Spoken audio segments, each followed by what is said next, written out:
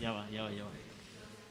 Vale. Okay, so good afternoon to everyone, and I'm so happy to see all of you here. It's, as you know, it's one of our real estate events organized by the Real Estate Association. We have our president here, Thibault, and many of you are actually involved in the Real Estate Association.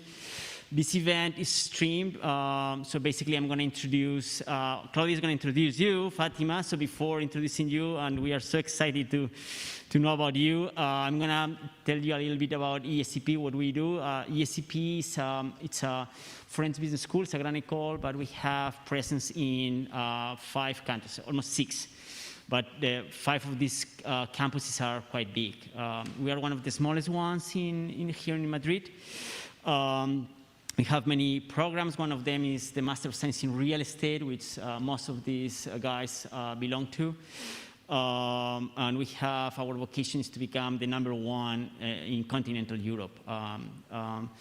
So we have, I mean, it's a 1.5-year master. It's really successful. It's super international. As you can see, we have students from the United States, lots of European countries, Middle East. All of them have passion for real estate. And I'm sure in the Q&A session, you guys feel free to interact with Fátima. She's looking for your questions, and so that's something is going to happen. And we also have, and we thank BNP Paribas Real Estate for the sponsorship, which basically we have many events along the year. And we have basically signed a new agreement with the government of Monaco about real estate tech. Which we are very excited, and we will tell more about in the coming months. And so basically, just to tell you that we are eager to learn about you. We love real estate, and in our short conversation, I know that you also love real estate. So anyway, thank you everyone also for coming here.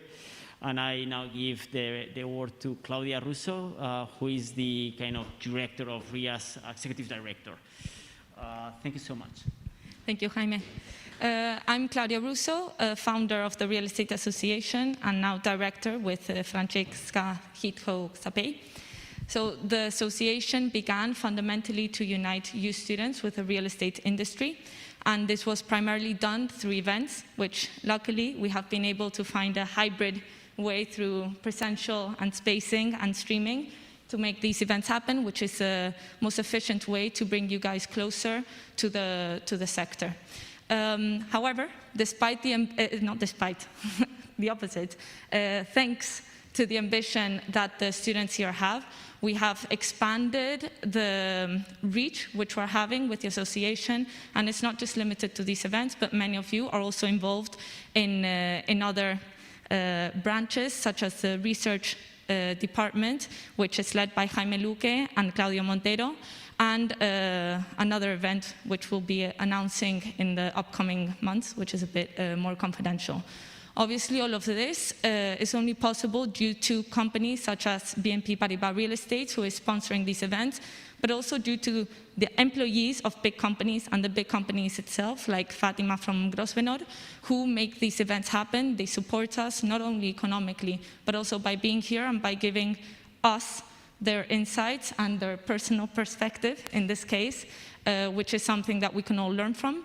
And I'm sure it's very inspiring, considering Fátima's profile. So you don't need this microphone, but thank you very much, Fátima. And please feel free to interact with her. I don't know if you've seen her in other events, but Fátima is a very personal person, and she's going to give a personal perspective. So feel free to interact with her and ask any questions at any point. Thank you. Thank you. So first of all, thanks for the invitation, Thibault, Jaime, Claudia, for all the help on getting this sorted out. And actually, this is a bit different from the usual panels that you're part of, because it is a bit more personal. And what I was asked to do is to think a bit about how my personal career, how it has been, how the different steps, and probably coming from a background which had nothing to do with real estate, doing a training that I was not very vocational on, trying to find my way. And I think as a summary, what I will be explaining here is that Somehow you need to find a match between the type of company or organization that is aligned with your personality, and at the same time you have to find what are you good at, because it's very difficult to enjoy professionally a job that you're not going to be good at. And sometimes you just have to recognize, am I good at this, am I not? Because it will probably be the only way to find the right way and to have a successful career, which of course will have some ups and downs, but at the end of the day you will be finding your path. No? So usually when we have any new joiner coming to the company, my first question usually is, are you an employee or are you an entrepreneur? It is a difficult question to answer usually for young people, and I think it's probably one of the first ones you have to find out. In my case, I'm clearly an employee. I was born with a stamp here, employee. And I like working for an organization, and that's why I think finding your way in the type of organizations that match your personality are important. So I usually say that, for example, Grosvenor, and given a bit of background, company with over 340 years of story, that comes from family wealth, owning some raw land, brown land, which ended up being Mayfair, Belgravia, and Pimlico. For some tax reasons, Pimlico was lost in the 50s. Still today, the company's state is around 90% of the land of Mayfair and Belgravia. So when you walk around London in Mayfair and you see City of Westminster, most of that belongs to the Duke of Westminster. That is our single shareholder, 28-year-old young man, quite nice and very close to all the teams, although he doesn't work in the company. And we do a lot of business worldwide, so we have quite a strong business in Asia, what we call the Americas, that actually the headquarters are in Vancouver. But we hardly do some things in the States, but basically most of our activities in the US, nothing in South America, some indirect investment, but not really active. Then we have our continental Europe business, which includes offices in Madrid, Paris, Stockholm, and a small operational office in Luxembourg. We used to have activity in Italy, but we closed down because it was too small, like 3 or 4 years ago. And then also, of course, our kind of big part of the company is what we call GBI, Great Britain and Ireland, although in Ireland we hardly have anything. But it is where we're most active, and it's actually where our central offices are.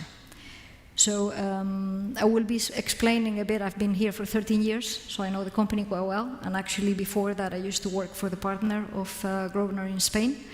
I'm a very long-term company, very much in line with this company of over 340 years. And as I was saying, when you think about Grosvenor and what it means, and you think, for example, about Blackstone, they're completely different companies, and they're not good or bad. You just have to find out if you're a Grosvenor person or you're a Blackstone person. So probably you will be much more satisfied if your personal aims and kind of long-term, short-term, adrenaline or stability, there are many things that you have to find your way through. So I think it is a very relevant exercise whenever you consider what your next steps in your career are going to be. How do you get to understand how you're not making a mistake in those choices you make, so you keep your right track.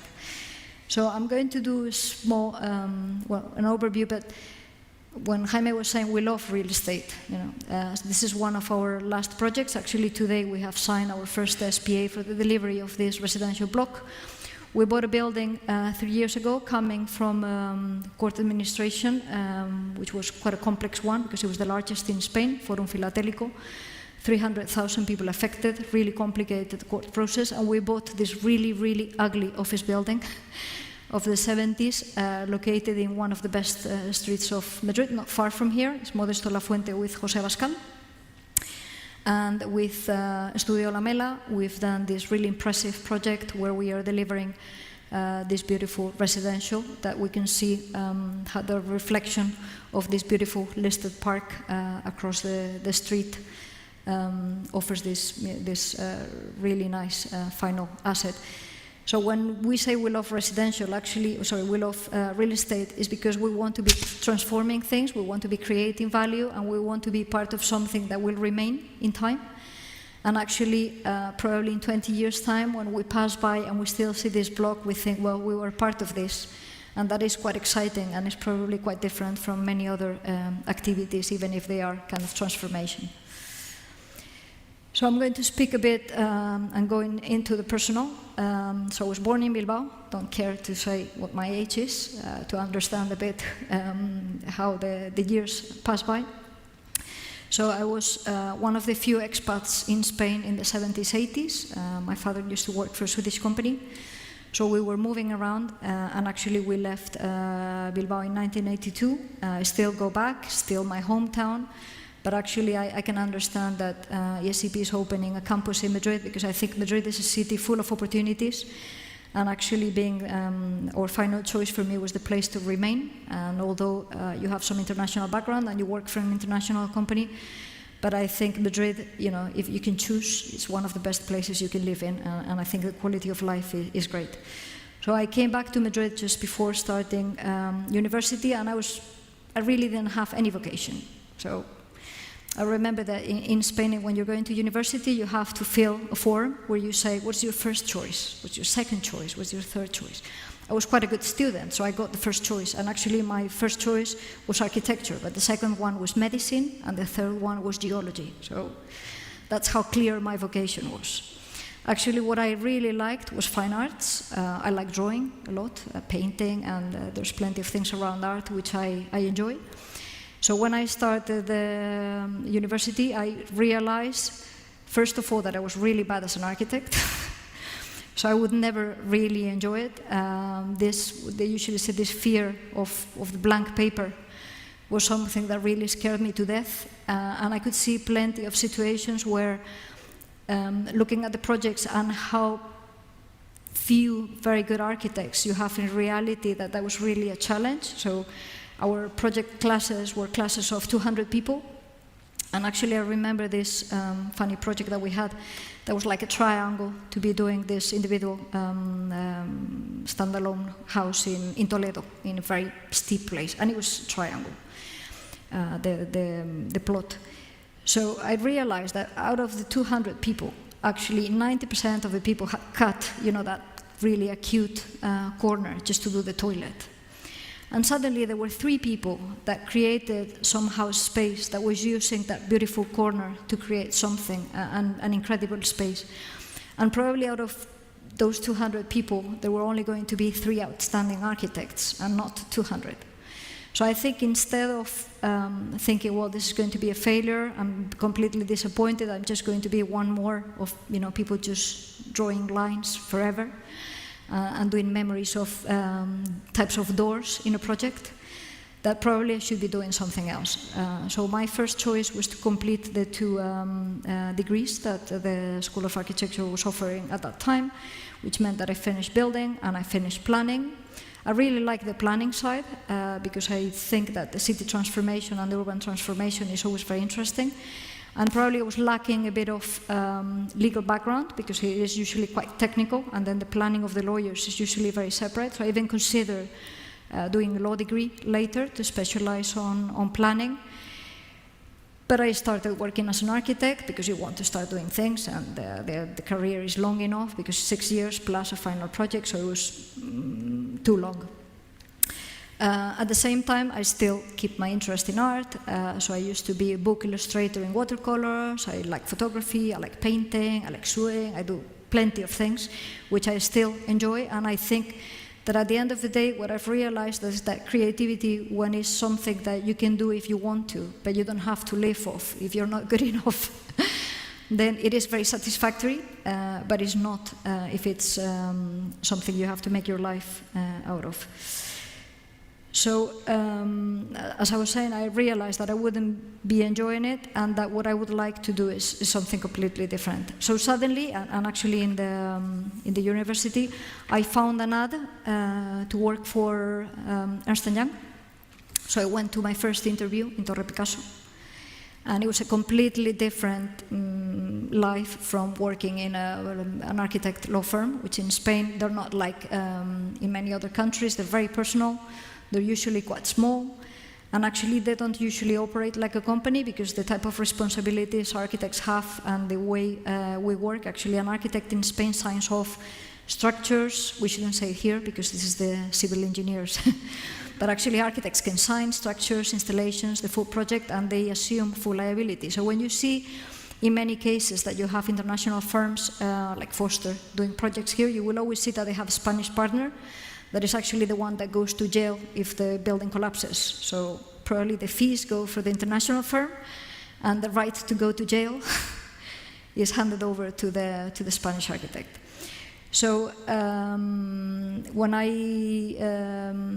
saw this job in Ernst & Young, I realized that consultancy was really interesting, and I still think that probably working for one of the consultants is something that makes you work a lot, and you work very, very long hours, but you understand what work means. You understand what a deadline means, you understand what delivering means, you understand how the pyramid of, so many people enter and only one is going to be a partner, how life works. You understand the relations of companies, you understand service, you understand the relation with the client, the processes are really, really tight. You have your timesheets. So I think maybe in some cases you don't learn a lot about the job itself, but you learn a lot about how to work. And it also opens plenty of opportunities of meeting interesting people, having really good clients. So that was my case. And actually, after doing a bit of consultancy for several companies, some of them public, we did a lot for the ICO, for the Instituto de Crédito Oficial, it's this public credit institution. One of our main clients working on trying to develop a strategy for nursing homes and healthcare in Spain, when this was, I'm speaking about years 1999, between 1997 and 1999. So we were trying to advise on things. We had quite exciting times. We did these trips with Spanish developers to the US to see the adult active communities, to understand how the business would work. And suddenly I got an offer from one of our clients, that was Grupo Lar, to say, we're thinking about putting together a little team to start doing some nursing homes. And we are thinking about building a business which is similar to what happens in other countries. And actually it happened in Spain at that time nearly only in hotels. Now it happens in student residences, but also in nursing homes. That is where you have the real estate and the operating site separate.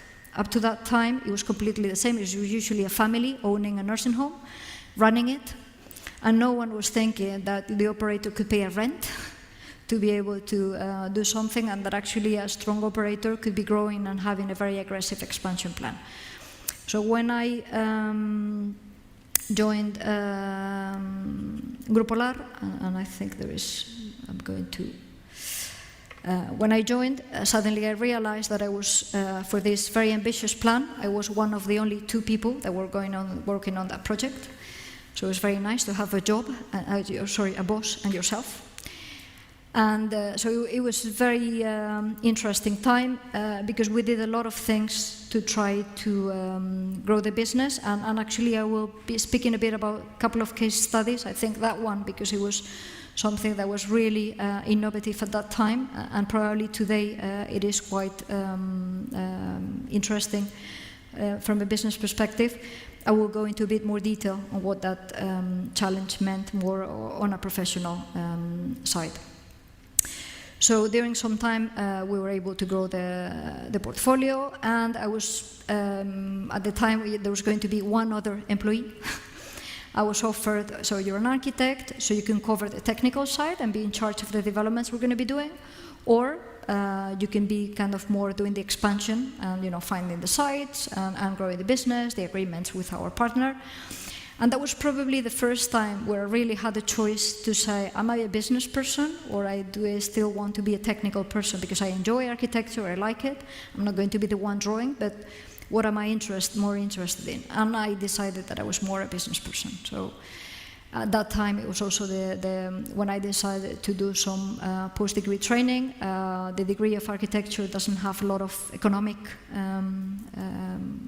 training, so there's a bit of legal and some regulation.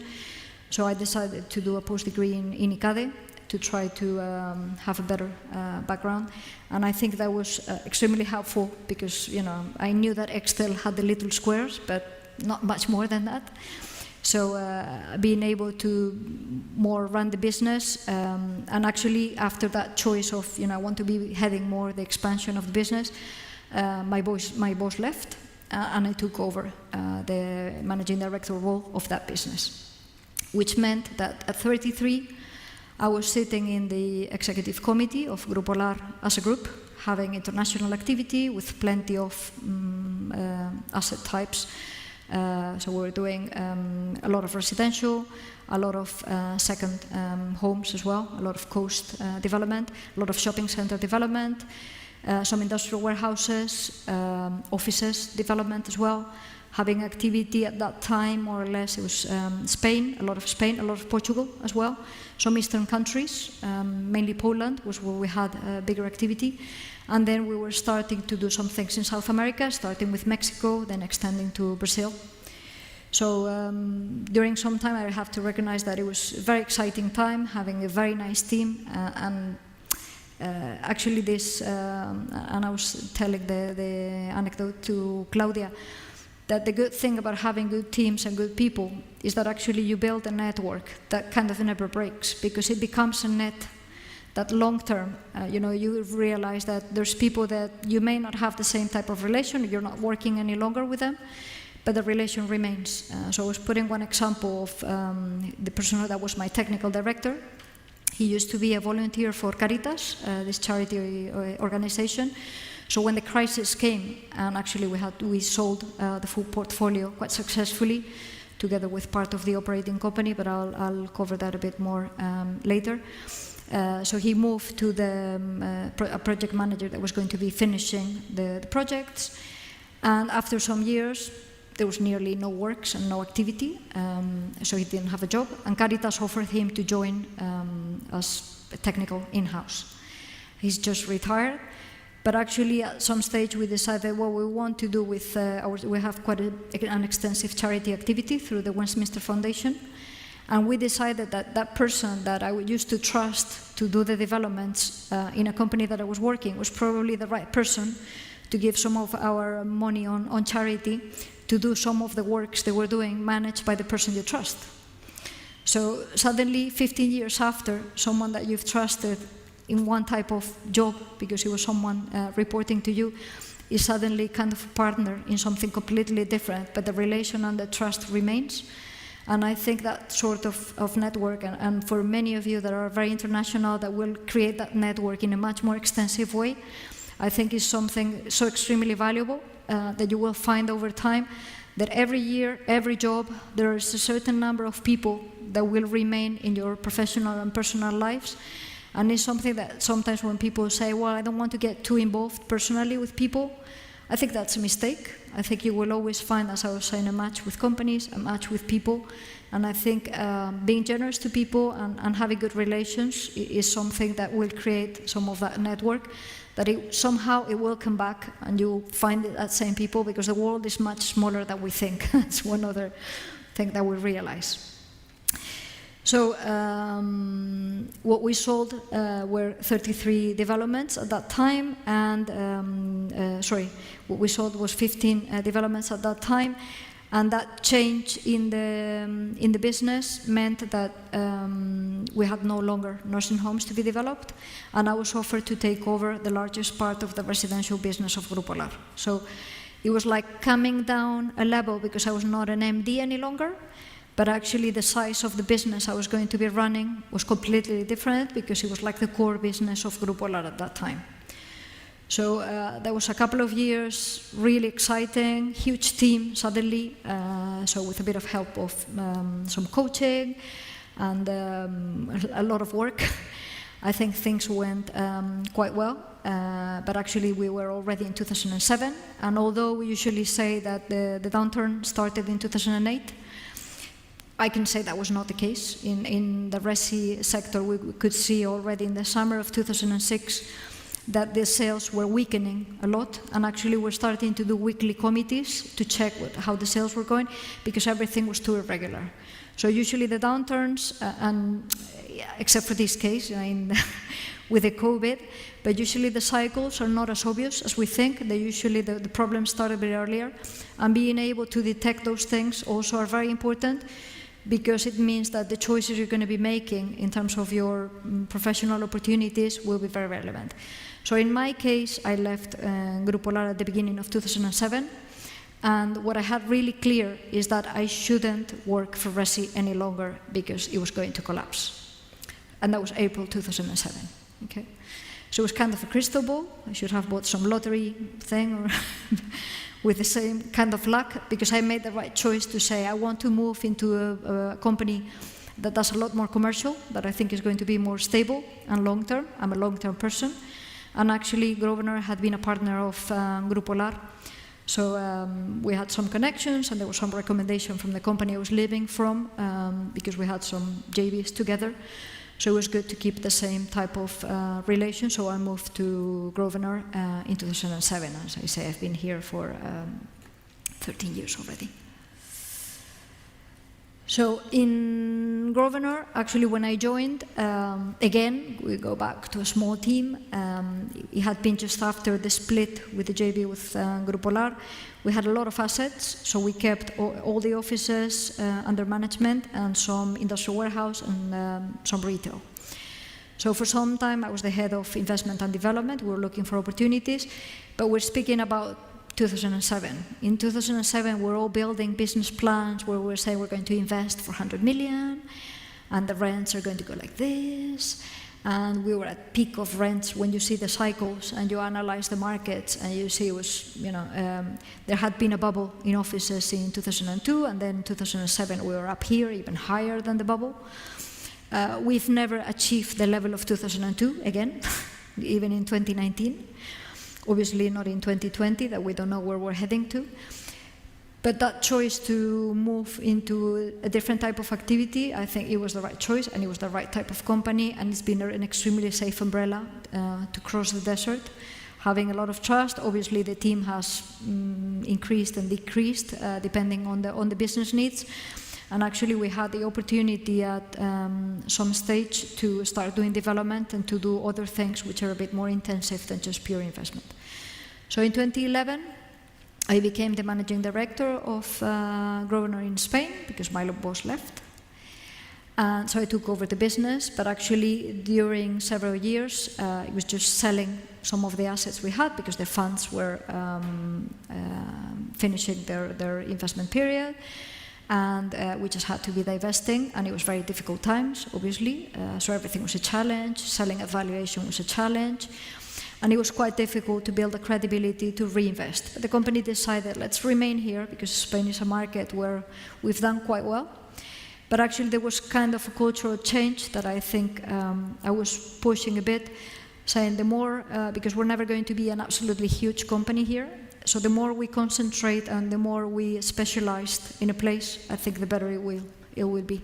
So actually Grosvenor has made the decision to say, well, we're not present in countries, we're present in cities, because it's the way we can create a positive impact, and we can do things that even if we do smaller projects, we're more efficient on the management. So from that time when I joined, we were 10 people, then we decreased down to 2, and then we're back to 16, team of 16 people now in Madrid. We have around 320 million invested, which is not huge, but is good enough for the time we have, for the team we have. And actually just today we're entering exclusivity to buy one building before the end of the year, another office building, which I think we're probably one of the few investors, brave investors, that keep investing. So I think I have been able to build a trust on reinvesting in Spain, re-entering, and even at times like now, I think it's been quite good. And then very recently, I have I've been promoted to be part of the executive committee of the full Grosvenor Europe business. So now I have responsibility as well over the activities we do in Sweden, which is mainly Stockholm and retail, as I say, city-oriented. And then also in Paris, where we have some activity, basically kind of value-add repositioning, because all these taxes make long-term hold very, very difficult.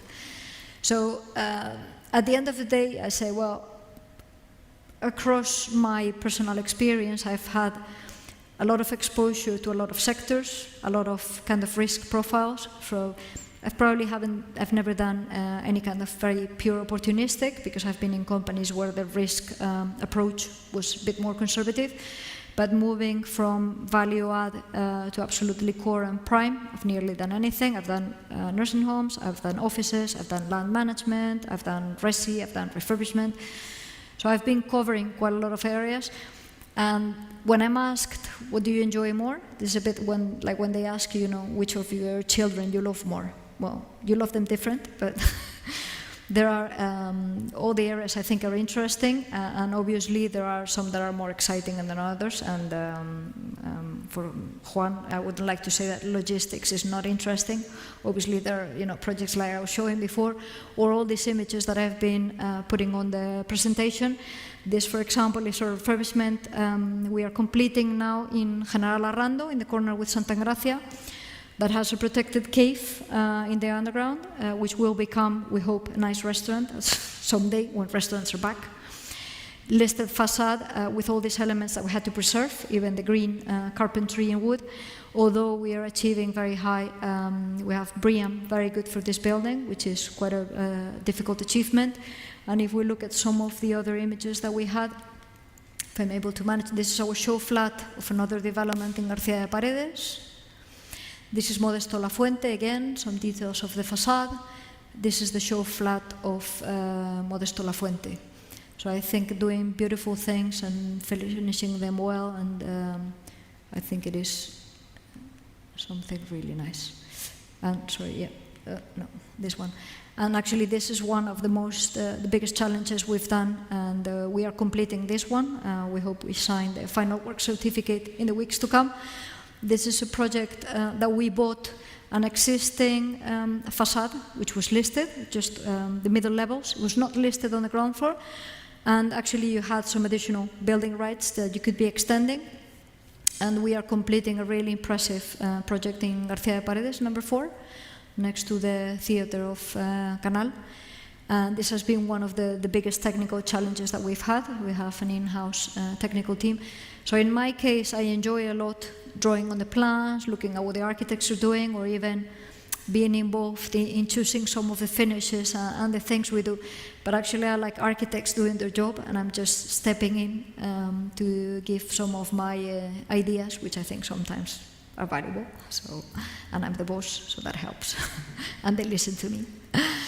But I think this is one of the very nice projects, and as I say, this is part of the pride. So I will cover the next thing is going to be explain a couple of case studies and explain a bit business, but just not to be speaking alone. I would like some of you, if they want to address any questions, if there's any kind of common concerns or thoughts that you've had in your thinking about your path and your future career, if there's anything that you would like to comment or speak about or ask.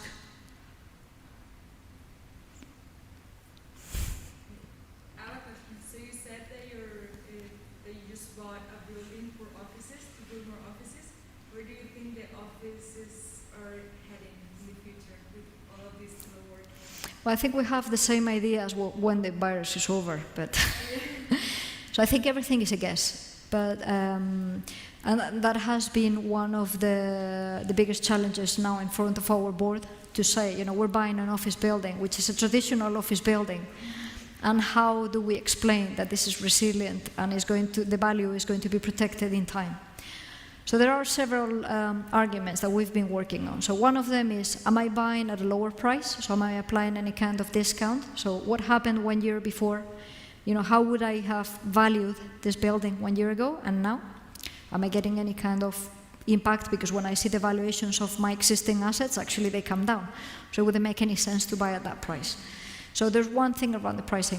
Then there's a lot around the flexibility and the quality of the building. So what are the features that we think that make a building more resilient and probably that will have more appeal for a tenant to be leased? So in this case, one of the very important things is that it's fully let.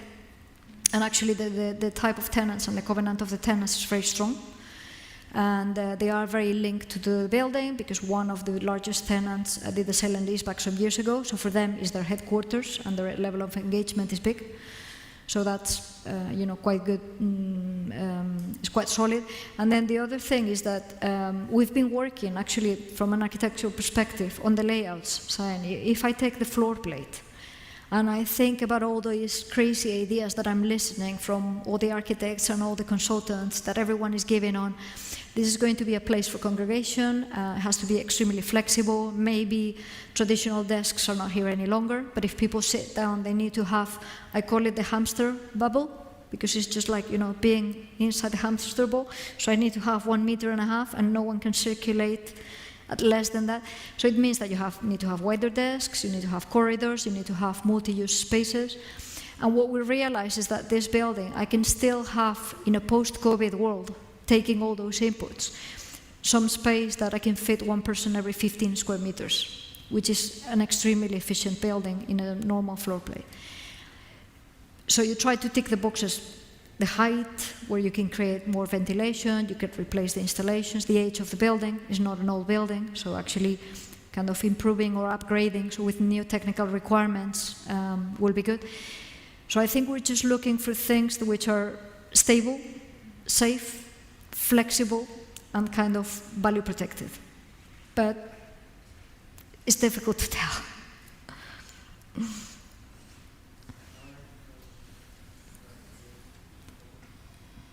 Is it working? Yeah.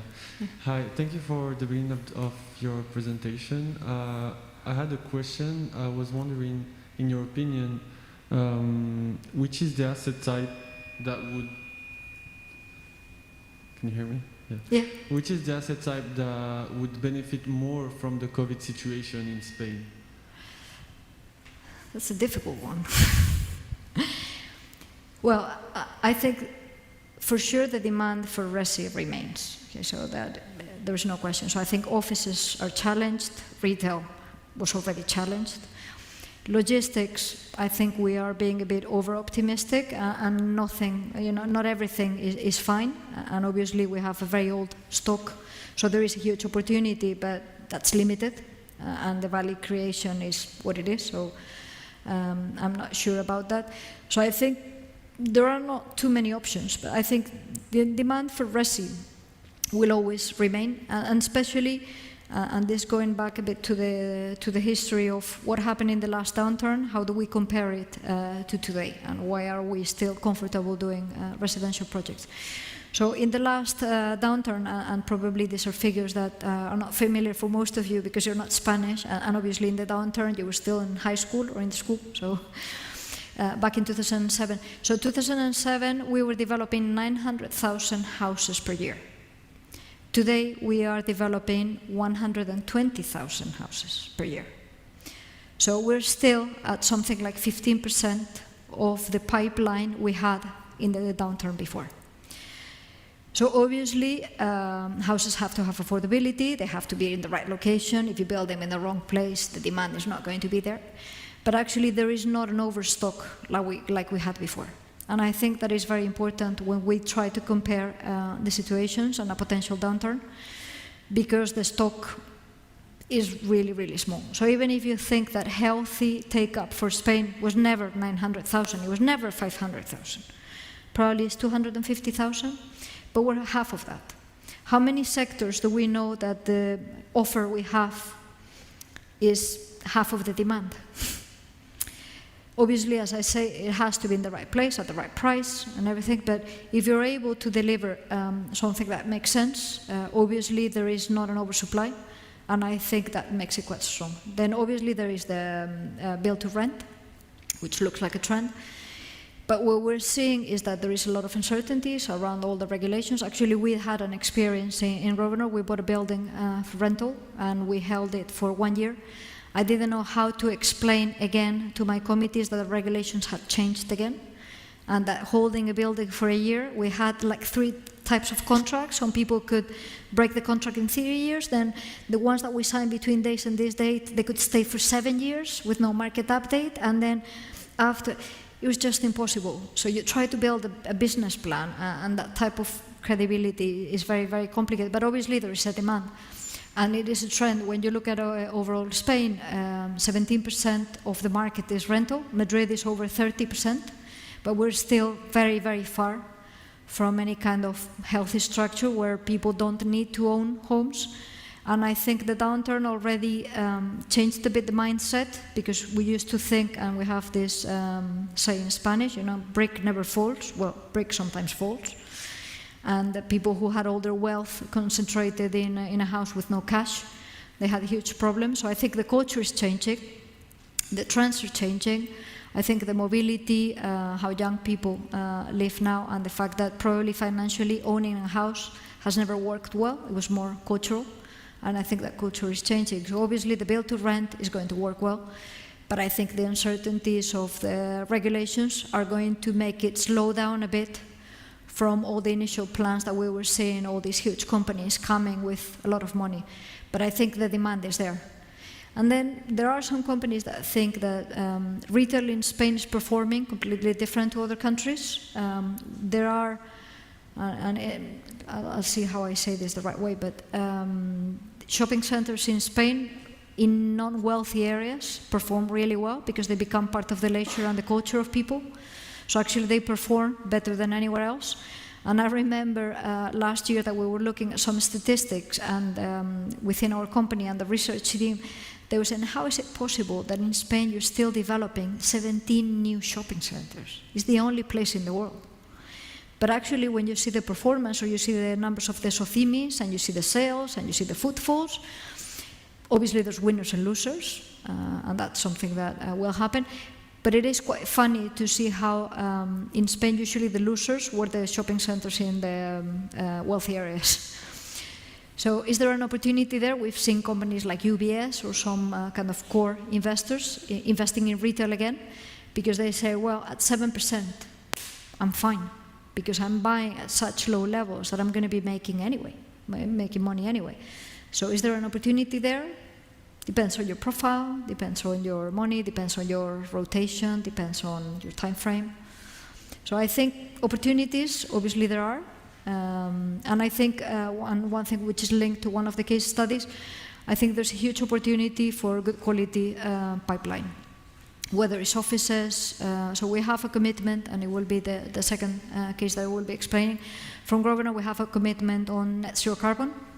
By 2030 on landlord control areas, 2050 for all the areas, including the activities of our tenants. I think that's a very challenging one, but it's quite long term, and I think things will evolve very quickly. And what we see is that the quality of the stock in Madrid is nearly impossible to buy something that can become net zero carbon. So if you develop something, I'm sure that companies with all these changes are going to be very demanding on having buildings with higher standards. I can't believe that next Microsoft's headquarters is not going to be a top net zero carbon, health safe building. Are there any of those in Madrid? No. So I think there is an opportunity there, and we firmly believe that although today doesn't really create any value because no one's going to pay more rent yet, you're not going to compress your yield on your exit yet. But I think it is a value protection, and it's a long-term view that when you think about long-term plans like the ones we have, is the right way. And there will be an opportunity, because at some stage those companies will need to find proper headquarters. And if you're the only one able to provide them, then there's an opportunity. Okay. If there's no more questions, I'll move to the case studies. So this is a bit more academic. Okay, so this is a bit the explanation of what we did in, and actually I have this nice laser thing. So when I joined Grupo Lar, I was saying just two people. The plan was to deliver 2,000 beds, working from Madrid, but actually trying to work all around Spain. And as I was saying, it was such an amateur business that no one really knew where are the places that can have strong demand. Who knows? What is the type of standard that will work well?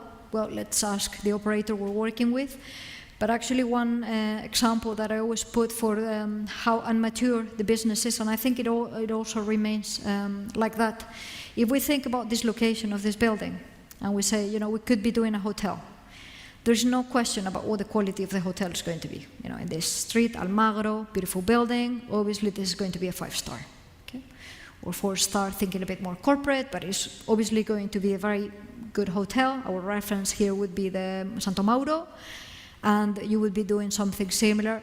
And there is no question, this is never going to be a budget hotel, this is never going to be like student hostel, obviously not, and there's no question. But if we think, let's do a nursing home in this building, what is the type of model you would be choosing? Is this an assisted living where people have their own kind of luxury apartments because they stay within their neighborhood and they just have some nice services and a nice restaurant which is open outside because they can have their relatives coming? Or is it going to the absolute opposite model? Is it an Alzheimer place where people of this area that have a lot of money, but there is no Alzheimer places inside Madrid? Actually, it's the right place where all their family members can come and visit, they can have proper medical attention. You can create some nice spaces where you think people are going to be feeling nice enough and they're not isolated in the outskirts of a city. So it's quite strange to think that the location doesn't define the type of asset that you're going to be developing in the case of the nursing home. So in this case, what we did is to develop our own manual on this is what we want to be doing. So the model, the operator was Ballesol, one of the largest, already the largest operator then.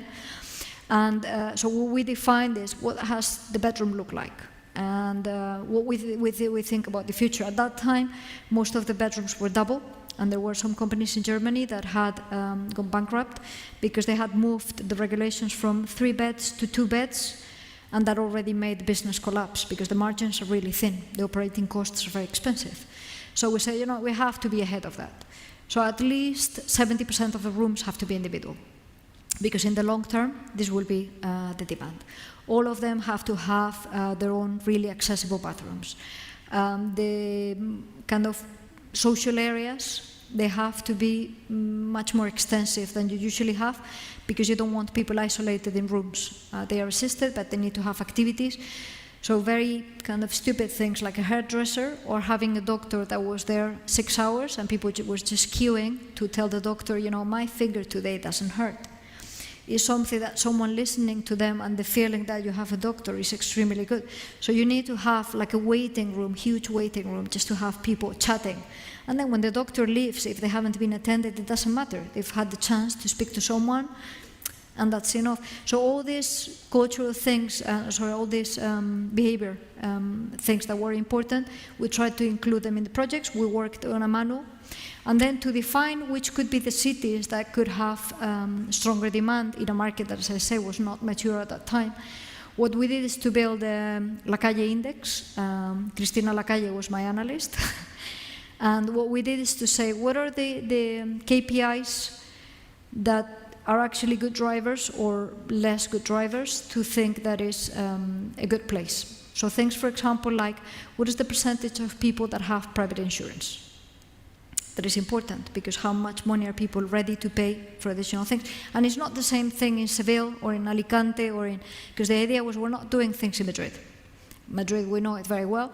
But what are the needs, and why is Alicante or Valencia better than other place, and why is the Basque Country worse than Gijón? Okay? Things like the gap between salary for men and women. That's really important for nursing homes. If the gap is huge, and you're going to be for these assisted homes, the cost of a nursing home is higher than the average salary of women. Women are going to stay at home, taking care of that people, instead of having the opportunity to be working. So actually we needed to find places where female salary was actually higher, where the level of education of women were higher.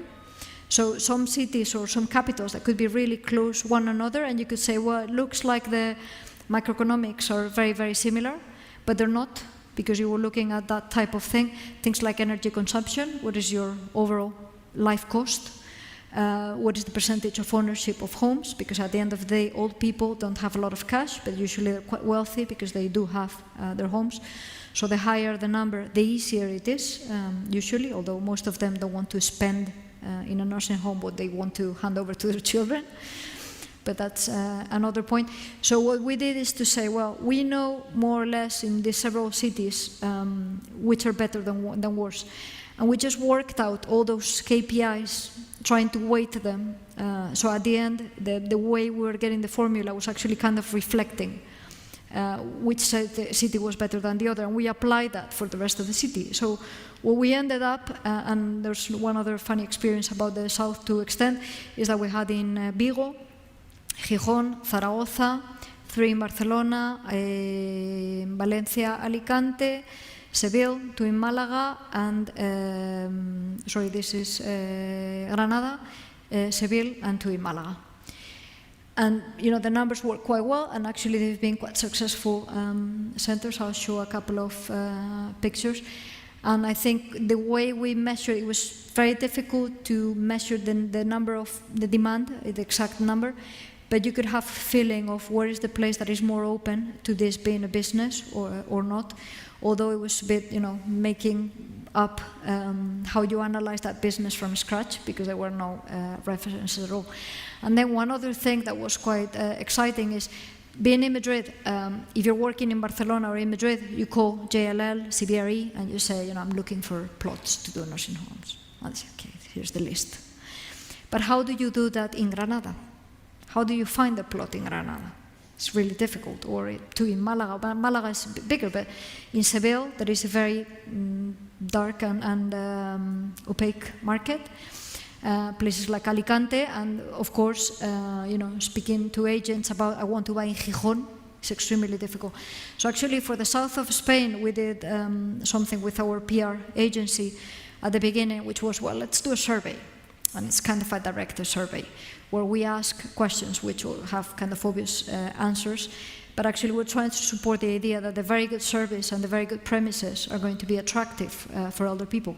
And we're going to be presenting that survey to politicians. We went to TV, radio, so it was a huge exposure. And actually it was really well perceived, and we got a lot of doors open, because at that time, I'm speaking about 2001, no one was doing anything similar to say, I'm going to be providing this type of buildings and services and operator, but nothing came up. And then I realized that, of course, no Google, no way to find anything. So what I thought is, at the end of the day, all these cities have all these tiny real estate agents. So we sent a letter that was saying, I have 100 million euro to invest, and I'm looking for plots. So either student residences, old convents, any kind of social use land could be used for this. And all these projects just came in a week. The telephone was collapsing, having all these tiny agents calling. Many of them were really imaginative. So, for example, one of the ones in Malaga was still a very old style, this kind of colegio mayor, this old student residence, that actually had a huge garden, and the building rights had not been used. So what we did is to buy together with a modern student resident operator. So we built our new build that had all the new requirements in the garden, and they refurbished the existing residence. The one in Granada was even more imaginative.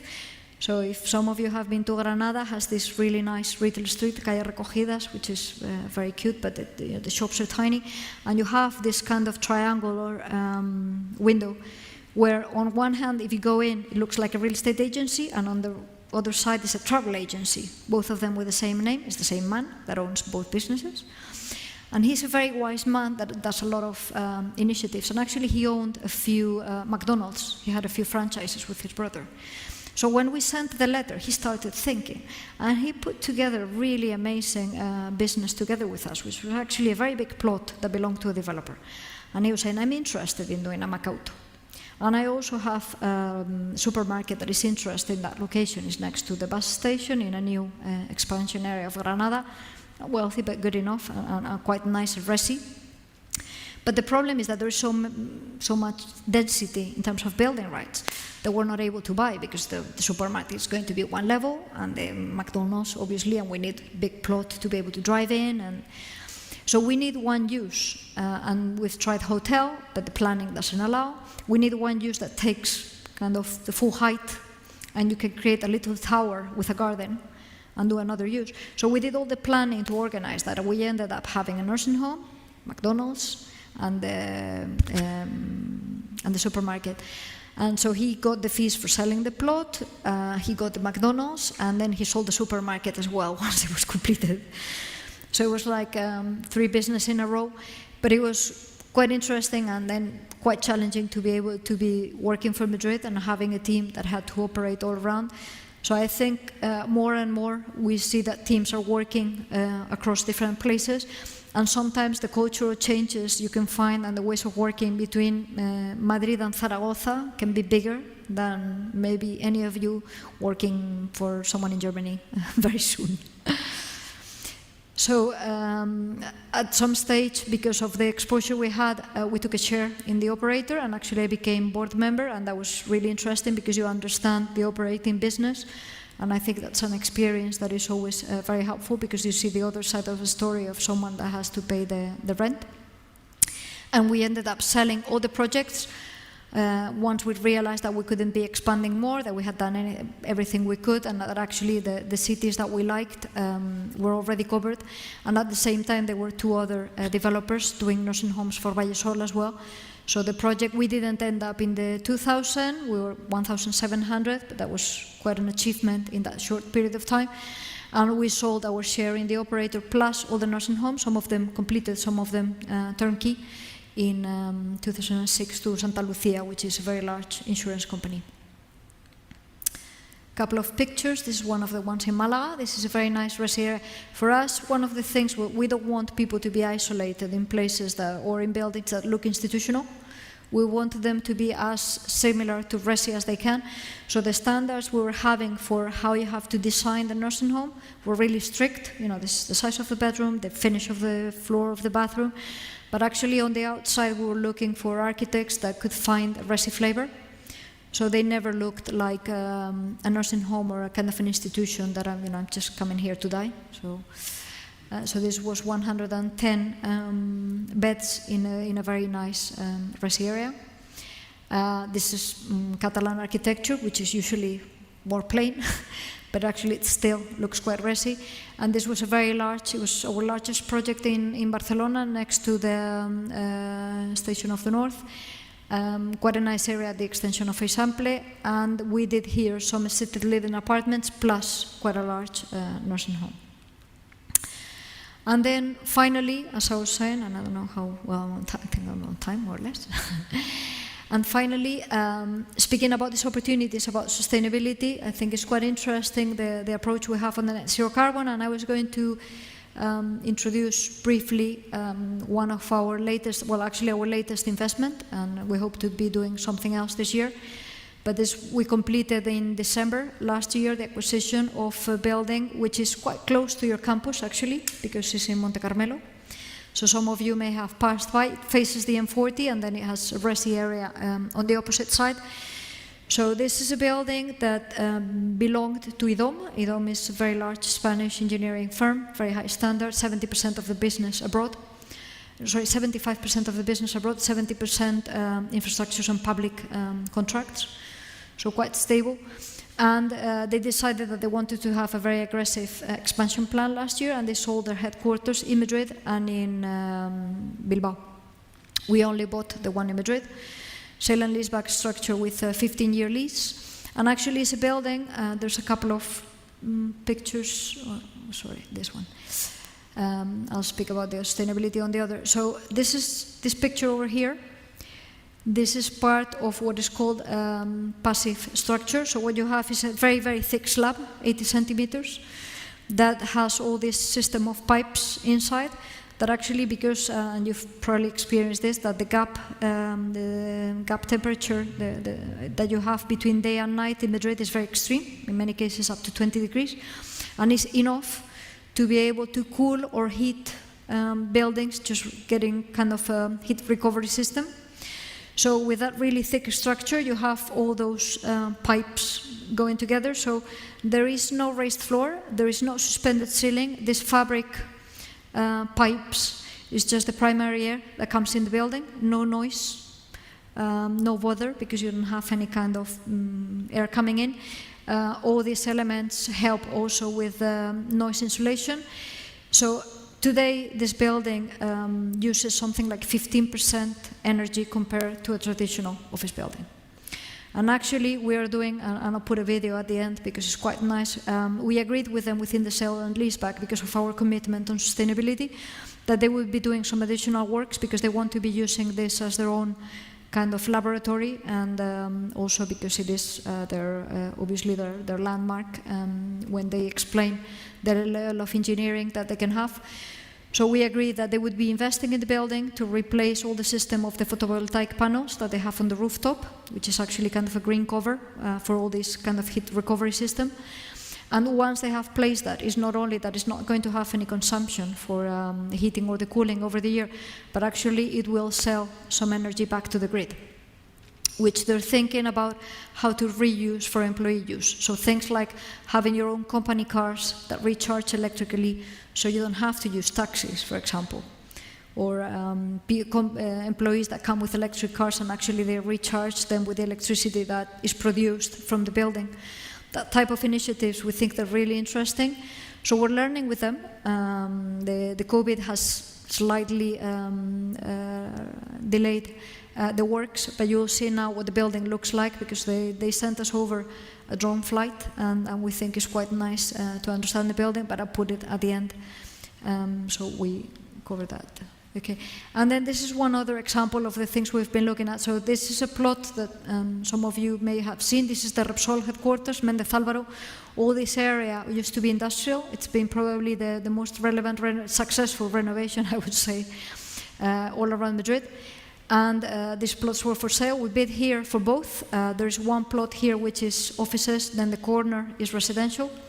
We bid for both, thinking about doing offices because we think that it's so difficult to find buildings that have that standard of sustainability that it would be good to be developing ourselves. As I'm saying, probably the cost of buying a building now or developing that type of standard is very similar, but buying something like the stock you can find and adding the capex you need to be able to achieve that level will become too expensive. So that won't make any sense. So we thought that developing here was interesting, but well, we found this other income-producing safe opportunity, and we've gone back to this has all the risks covered. So probably mid-long term we will be developing offices. And yeah, and I will do. So just as, and I'll put the video. So as a summary, as I was saying, so develop your career and what you're good at, and find companies where your personality has a match. So that will, I think, make your professional life successful. And I'll put my little video here while we have the questions. I think I found a way to leave it in a loop. Here, yeah. So what you can see here, this is how it is today. So it doesn't have that many panels. So we're going to have extended panels plus the protection for all the preheated water that is being used to recycle. Is part of the insulation comes from this green cover that you have on top of the building. So the facades are completely different. This side has this kind of metal cover which creates all these sunshades to make it very efficient in terms of insulation. And then facing this is the M40. Facing the M40, it has an extremely modern facade, really beautiful, but it doesn't have any kind of protection. We can't see the glass side. So it's surrounded by office buildings here. Sorry, by resi buildings. The German school is just behind here. And actually, one of the things that we liked about this building is that if you look at this block and you look at the resi blocks next to it, the perimeter is exactly the same, and actually the planning would allow to do resi. So if in the future this area, because this is kind of an isolated office building in a resi area, which I think post-COVID becomes more attractive than it was before. I'm not sure about the consolidated office areas, because I think some of them, as soon as you have less employees going, many of them will have less services and they will be less attractive. If you are in a location like this one, let me see, because I found a way to do the, see if it remains, yeah. So the fact that you have plenty of restaurants and services and gyms, you have even some allotments to grow your own tomatoes just across the building here. So it has a very good, this sports fit, a very nice gym nearby. So I think there will be more demand for this, or if we think about areas like Parque de las Naciones, where as soon as you have 20 or 30% less people, because I'm not sure in Spain 50% of the people are going to be teleworking. I don't believe that's going to be the case. I think it's very cultural. But even if you have a decrease of 20, 30, probably the few cafeterias that you had around or the places, they're not going to be there any longer. So I'm not sure if any HR or any CEO of a company, when they're trying to choose their next location of their headquarters, when they walk around a really dry and kind of sad, really consolidated office area is going to be the place where they want their employees to be excited to go, to have a gathering place and thinking about all these future trends of what is an office for, which is probably not just to be yourself doing an Excel sheet, but is for more collaborative teamwork, innovation, that works much better. My feeling is that locations like Méndez Álvaro have an excellent mix of very good, strong office market combined with a lot of services, great transport, public transport, and I think that is one of the future trends, although now it's not very popular, but it will become again. I think that's quite important. So for us, this was a very weird investment. Spanish banks, some of them didn't want to finance, and actually it's BNP, the financer of this building, so linking to your sponsorship. This is it. So if there's any other questions or...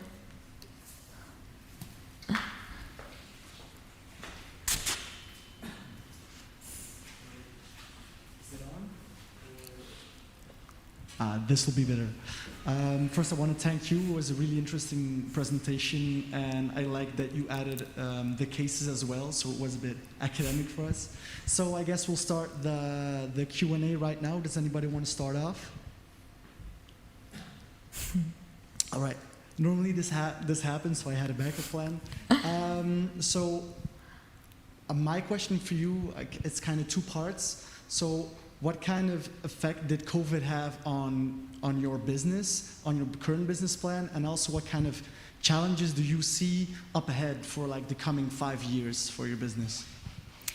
Well, for our business, I think we've been quite lucky, and usually we tend to say that you train luck. You know, the more you train, the luckier you are. That's what good football players say. So far we're collecting 100% of our rents in our office assets, which is good, but we know that some of our clients will be suffering, and we are not over. And although we have our research department is centralized, so actually they are the ones providing what they think the growth is going to be, and they get a lot of our inputs, but you know, the outputs to be used for any investment or any future consideration are theirs. So far in our business, we are expecting slight decrease in values, but this kind of really long-term leases at affordable rents, they're not really affected. So very slight changes in ERVs, but we're probably going to have value decreases between 2% and 4%. So that's quite safe. But I don't think that's going to be all. I think next year we may have still not a revaluation. Then on the resi side, we've been fairly lucky with nearly no cancellations. We have 4 developments right now in resi. And but what we see is that clearly things are, you know, the pace for sales is slowing down. Especially projects in the Salamanca area have a lot of international clients. There's no way you can travel. There's no way you can come and see your flat. So things are really delayed, and we've realized there is some decrease in the level of activity. Although we are seeing 2 things. One of them is that it's recovering very quickly, and then the other very surprising thing is that in projects like Modesto La Fuente, the only 3 units we have left for sale are the only 3 that have outside space. So this theory that, you know, you need a terrace, people with the lockdown have been, we're not seeing that so far. And then we go to General Arrando, and the penthouses are not sold. And sometimes it happens that, you know, they're the most expensive, but not necessarily in the case of Modesto La Fuente. And in García de Paredes, we only have 4 units that have outside space, and they haven't been sold either. So I'm not very sure about all these things we said that is going to change so much people's lives. I think it's not going to be that short. And replying your question on the 5-year view, I think, of course, this will be a catalyst of things which were already a trend, and it will just speed up. And there are some trends which obviously will happen. I think one of the things is going to happen that probably in Spain is going to be quite normal, that people at least work one day from home. I don't think the culture of the Spanish boss allows more than one day at home. You need to watch people, and I have a friend whose son works for a media company, an American media company, and so the first instruction was everyone home, and the week after was Spain, Italy, and Portugal back to the office. So it's not speaking too well about us, but it is what it is, and we have the feel that a boss needs to control people. And I still remember in Ernst & Young, every night at 12 at night when you were leaving, when you were just telling your boss, I'm leaving, and the first thing he would do is, okay, see you tomorrow. So we're a bit like that. So I think it will be a catalyst, and some trends will change, some will accelerate. But I think we're still far from knowing some of the impacts. I think it's as unknown as many other things. So, and going back to the question on the offices, when we're looking at this investment, I was saying, I don't know if what is going to happen is a building like one we have in Moraleja that has 5,000 square meter floor plate, which is huge. And this one we're looking at is 1,000 square meter floor plate. I'm not sure that companies are going to will to share the toilets, the common elements, or maybe long term you feel that you want to have your own control. And actually when you look at the size of the average lease in Madrid, if you have a space of 1,000 square meters, you cover up to 90% of the deals that happen in the market, which is probably not the case in Paris. That figure probably goes up to 2,000. So you have to look at it market by market, because I think there's a lot of local drivers, there's a lot of, I think real estate is understanding the location, the business, and what is behind the value creation. So I think we just have to wait, and the impacts are not going to be the same. All right, thank you very much. Hi, Fátima. You have started speaking about if you are an employee person or an entrepreneur person. They are doing a master in real estate, international, so I think it's a key moment for them to take this kind of decision. If you were having to give them an advice for all of them, no matter if they are thinking to entrepreneur or to look for a big company to work on it, which will be your advice for them? Well, I think the big question around that is, do I want to have a boss? It's life. So if you're fine thinking that you have a boss, it's fine. I'm not saying that being an entrepreneur you don't have a boss. You have yourself of a boss that maybe you can be even worse than any other boss, but that's a different question. But there's a lot of people, and it used to happen to me, and I realized as an architect, there were many people that were saying, well, I would never like to work in a company, because at the end of the day I want to be creative, and I want to be able to somehow manage my time, the type of job I do, and that the creativity is not limiting myself.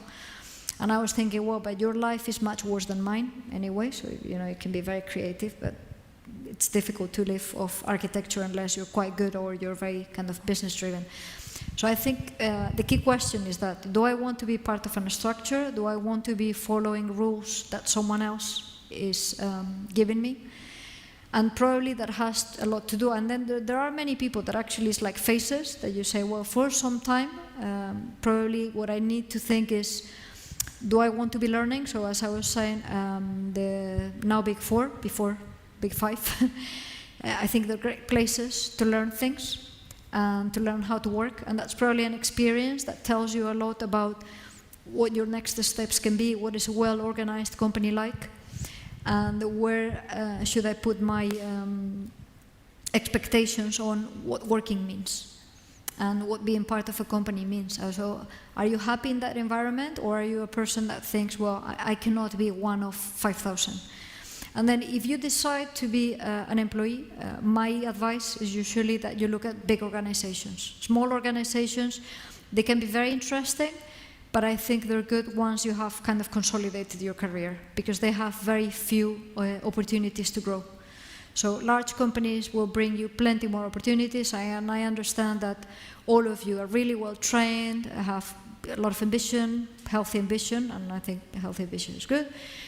And you want to be, having an outstanding situation. If you're 3, that's very difficult. If you're 300, then if you're good, you will be outstanding, and you will have opportunities because big organizations provide good opportunities.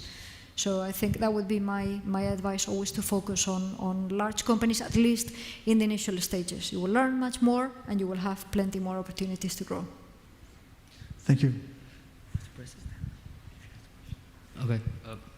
Thank you. First of all, thank you very much for your presentation. My question is, did you have invested in co-living assets, and what is your opinion about that, the future about that asset class? About that, sorry? Co-living. Oh, co-living.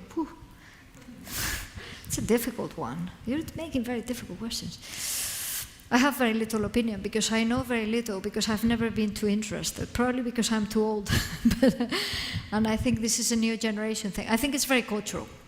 So again, and when I hear about the beauties of the co-living, I think, well, we have that in Spain going out. I don't need to be sharing my living room with someone else to have some social life. We just go out to the street and we have it. So it's true that the less affordable the flats are, the better. But are we sure that Spanish young people prefer sharing with someone who never does any cleaning at home, rather than living with their moms until they're 35 like they do now, having full-service apartment? So I'm still to see a successful case, and I think that is, and I think, in London I can understand it. It's so difficult to afford a nice place. So having a room in a nice flat where you're sharing some common elements and working really long hours and commuting from whenever and arriving home and finding some nice people probably makes a lot of sense. But I think our life here is so extremely different that I think there will be formulas that will work. But I think we need to test them locally in each one of the markets, because otherwise you may be really, really mistaken. So there's always been this discussion around Spain becoming the Florida of Europe. It's never worked. The solution to bring old people to retire in Spain, they come to retire in Spain and they leave as soon as they're feeling sick, although we have a very good health system, and they come to Spain for the health system. So there are a few things that I think will depend very much on the cultural aspects, and also on the quality of the asset. So I guess some of you have seen there's this student residence in the area of San Bernardo, in not too far from here, between Quevedo and Glorieta Ruiz Jiménez.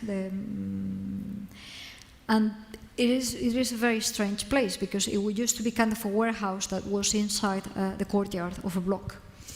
And they've done a really imaginative exercise. So it's not exactly a co-living, it's more student residence. But all the communal areas, the beautiful terraces that has on top, and the feeling that, this is a nice place where I hardly have to do anything, and I can socialize if I want to, and I don't have to if I don't want to. But this very central location is what it makes it really attractive. So I think in that type of location, probably co-living would have worked, but actually a student residence with the rooms that are kind of, you can't even turn around, and you're paying 1,200 euro for a room, which is not cheap money for a tiny room, but it has so many other services and features that is working really well. So I think it's the combination, the success is not just the asset class, because we've seen, for example, that all those student residence operators were not interested in being next to the university. The Complutense has a huge campus. There's not a single modern student residence in that area. And you say, why, if the university is there? Because students don't want to live there. They don't want to live in the university. They want to live in San Bernardo and go out in Bilbao at night. So where are you going to place the co-living? Are you going to be able to make it competitive? So I teach in one other master, and we do a kind of a refurbishment exercise. And it's very funny to see that 50% of the students run a co-living exercise because they think it's the most profitable. And it's full of holes afterwards when you look at the business analysis. And I think it can work, but I think some of the figures we are saying, I'm not sure you as a user get back as much as you pay for it compared to other traditional ways of living in our culture. Hi, thanks for being with us tonight. As a developer in Spain, in any of your previous projects, were you able to apply any kind of governmental tax credits that you use to reduce the taxable income, or anything such as that to, basically boost your returns, reduce your taxable income? And if so, what were the structure and the terms of those tax credits?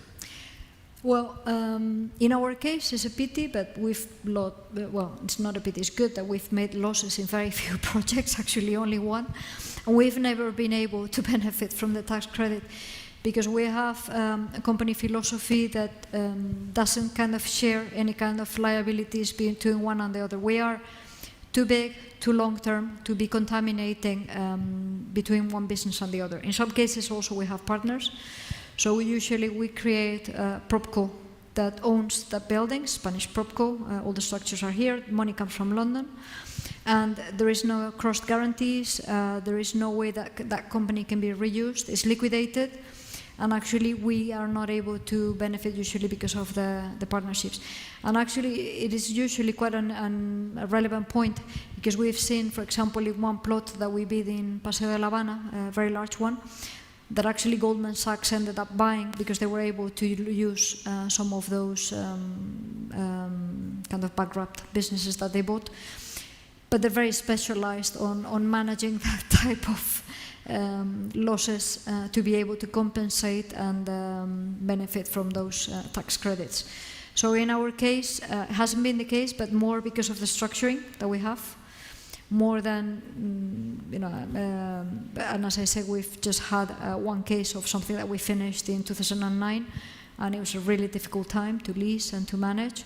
And we've just had something like 35 assets under development in Spain, or investment or development, until 2015, when we ended up selling all the existing stock, and we only made losses in one. So I guess if we had more, we had worked more on reusing those taxes, and we had a partner as well. So it was difficult. Do you buy the credit and you don't know when you're going to be using it, and you pay money for something that is a loss? It's complicated. So we haven't, but it is useful and interesting. All right. If there aren't any questions, I think we're going to wrap up because we're running out of time. So first of all, I would like to thank you for the presentation. Thanks to you. It was really nice. Secondly, I would like to thank BNP Paribas for sponsoring all of this and making this possible for us as students. I think it's a really value add that we can do this even in such a special time. And then I want to thank you guys just for coming. So we're going to leave the area, we're going to do the same thing. Noor is going to appoint like the rows who can leave at the same time, and try not to mingle inside, guys, and try to get outside as quick as possible. So I think we can end with a big round of applause for our speaker.